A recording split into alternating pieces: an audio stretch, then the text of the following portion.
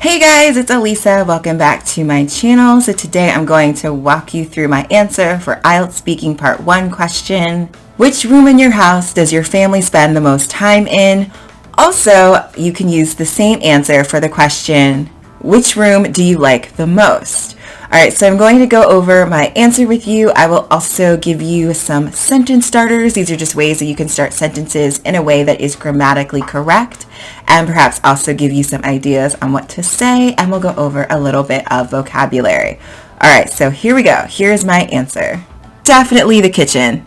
We love cooking and eating together as a family. We are always trying new recipes. Everyone in my family thinks they are a professional chef. We're always competing to see who can make the most inventive and delicious meal.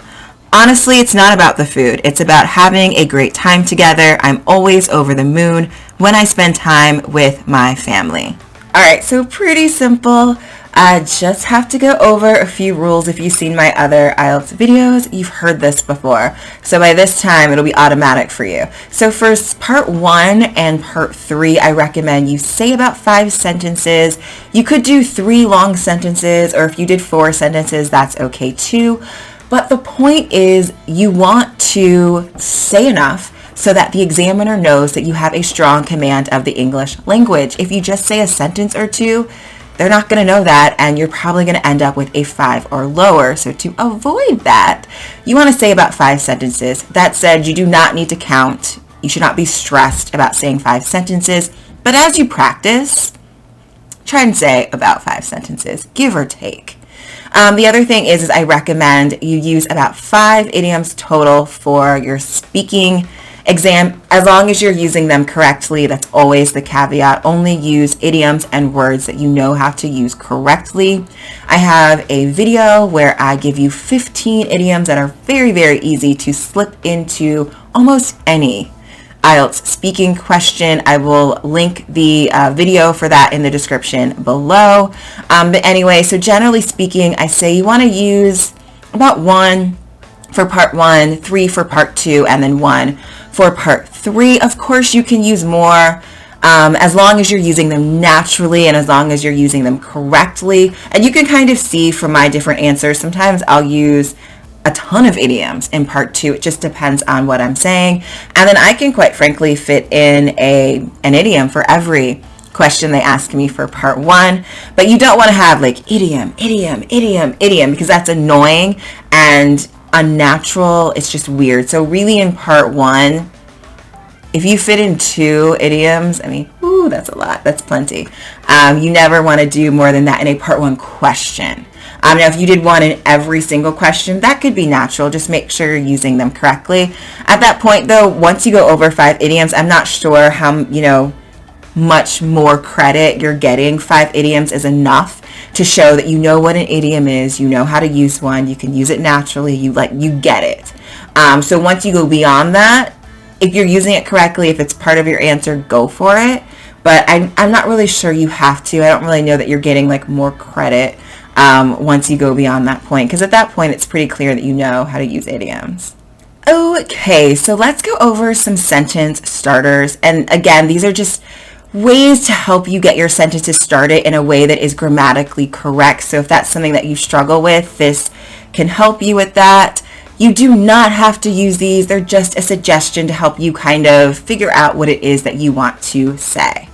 Okay, so it's really easy to start this one with definitely, because you can just say definitely the kitchen, definitely the living room, definitely the basement, definitely the bathroom. Maybe if you have like a really beautiful soaking tub, ooh, yeah, that would rival the kitchen for me, for sure.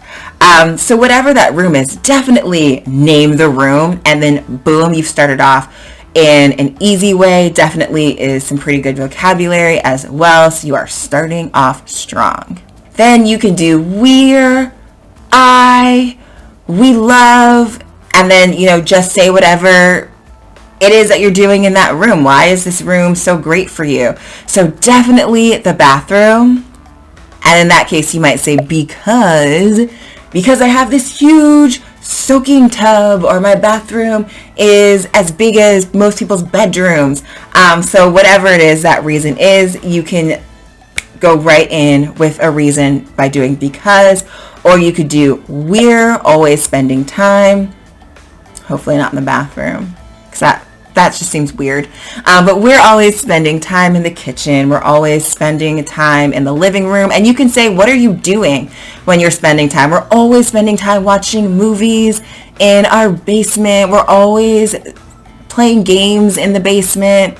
Whatever it is that you're doing in this room that you like, you can go ahead and get that in there at this point. Everyone in the family does this, or my family does that. That's another way that you can start a sentence. So everyone in the family loves movie night. Everyone in the family is always playing in family game night. So whatever it is that you're doing, this is another way to either get that in or to further explain it. We love this. We like that. That's another thing that you can definitely use, not just with this question, but anytime you're talking about something that you enjoy. We enjoy this. We enjoy that. We enjoy making food. We enjoy playing games together. We enjoy watching movies. We enjoy seeing the latest movie as soon as it comes out. So whatever it is that you like doing, or we like spending time together after a long day at work. So whatever it is, that's a really great way to say it. And then I say, I'm always over the moon when I spend time with my family. We're always over the moon when we're watching movies together. We're always over the moon when we're cooking together. So whatever it is that's making you happy, over the moon just means happy.